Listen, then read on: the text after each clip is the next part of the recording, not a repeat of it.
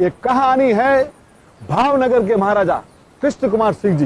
एक दिन सुबह सुबह उठ के टहलने जाते हैं और जब टहलने जा रहे हैं तो देखते हैं कि युवक को देखते हैं, लंबी दाढ़ी वाला, वो प्यार से ऊपर जौहरी है, पहचान लेते कि है तो हीरा।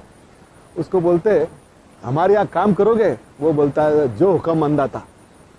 तो बोले तुम्हारा नाम क्या है? बोला मेरा नाम मुबारक है। क्या नाम? बोला मुबारक। तो बोले मेरे यहाँ चलो।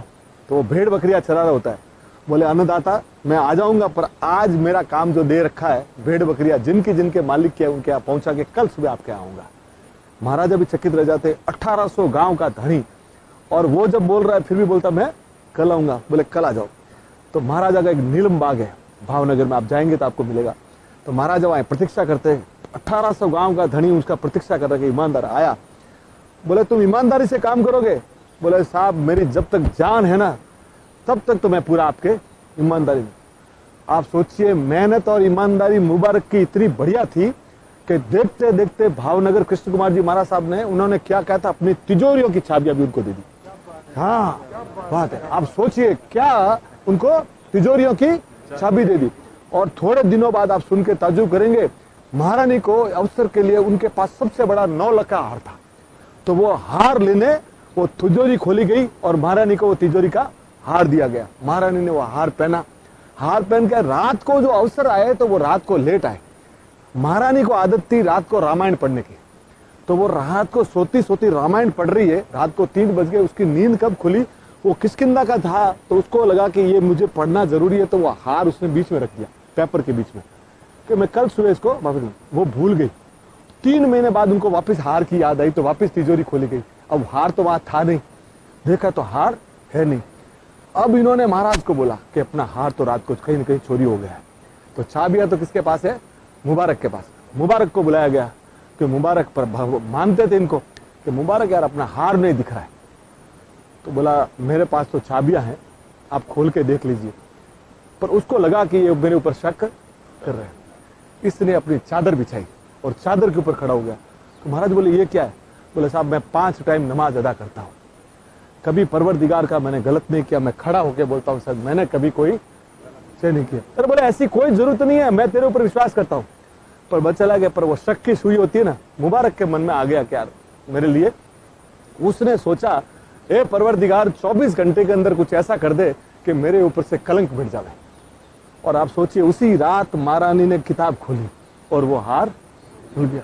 और इतने बड़े महाराजा का भी ग्रेटनेस देखिए, महाराजा को बुलाया उन्होंने कि मिल गया। तो महाराजा 1800 गांव का धनी बोलते नहीं, मुबारक को हम माफी मांगेंगे। क्या बोले? मुबारक से माफी। बोले अपने तो 1800 गांव के धनी है। बोले कुछ नहीं, गलती है तो गलती है। मुबारक को बुलाया गया। बोले अन्नदाता, बोले मुबारक तेरी माफी मांगते हैं तुझसे, तुम्हारे ऊपर हमने शक किया। तो बोला महाराज अभी आप चाबी आपके पास रखिए, अगर मैं चला जाता तो कहीं कलंक रह जाता, अभी आप हार का बोला। तब महाराज ने जो जवाब दिया साहब लेके जाइएगा।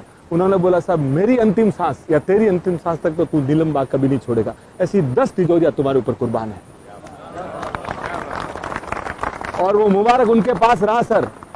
और एक दिन सुबह सुबह महाराज जब आते हैं तो देखते हैं कि भाई आज कहाँ है मुबारक? बोले मुबारक का इंतकाल हो गया।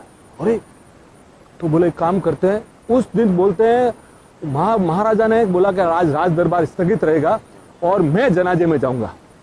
तो खड़े हैं, 11 बज गए, 12 बज गए, जनाजा नहीं आया। तो महाराज ने बोला भाई इतना करो, मुबारक का जनाजा क्यों नहीं आ रहा है? आके बोला कि सर वहां गया, उनकी बीवी इधर बैठी है, उनके बच्चे इधर बैठे हैं, उनके पास कफन के भी पैसे नहीं। बोले क्या बात करते हो, मैं इतना पैसा देता था, गया का? बोले मुबारक की आदत थी सर, वो जितना पैसा आता था ना वो साधु संत फकीरों गरीबों में बांट देता था। तो बोले उसका घर कैसे चलता था? कि साहब रोज नीलम बाग में आप जो खाना खाते थे, इतना जो वेस्ट बनता था ना, जो बचता था ना, उसमें मुबारक अपने परिवार का पेट चलाता था, उसने कभी एक पैसा नहीं लिया। बोले क्या बात करते हो? बोले जिस दिन हम खाना नहीं खाते उस दिन वो पानी पी के सो गया आगे। पर उसने, तब महाराज के आंख में आंसू आ गया। उन्होंने बोला कि जनाजे के जो 4 कंधे होते हैं ना, उनको बोला गया कि 3 कंधे तो तुम आपस में बदलोगे। और राजकीय सम्मान दिया गया था उस जमाने में। और कि जब जनाजा यात्रा निकलते हुए महाराजा ने अपनी पगड़ी उतारी और ऊपर अपना रुमाल बांधा और पांव की जुतियां उतार दी सर। और पूरे जनाजे में महाराजा गए। और वहां जब कब्र में गया ना तो मिट्टी भी उन्होंने डाली। और आज भी अगर आप भावनगर जाएंगे ना तो वहां पे लिखा हुआ है the lock of Neelambagh slips here. क्या लिखा हुआ है? Lock of Neelambagh slips here. तो साहब आप सोचिए, उन्हीं परिवार को बाद में महाराजा ने बहुत बड़ी जमीनें दी और उनके डॉक्टर अपने उनके बड़े फैमिली में डॉक्टर उमर भाई हुए महुआ में, उन्होंने भी। तो साहब ईमानदारी जहाँ होती है और सच्ची प्रेरणा होती है ना, दुनिया में उसका कोई मुकाबला नहीं सर। तो ईमानदार रहिए सर, जिंदगी आप। ये हिंदुस्तान में हमारे हिंदू मुस्लिम भाइयों में कितना प्यार है, ये हमें दर्शाता है कि हमारा कैसी बढ़िया सभ्यता हमारी। Thank you sir, thank you sir, thank you sir, thank you sir, thank you sir, thank you sir.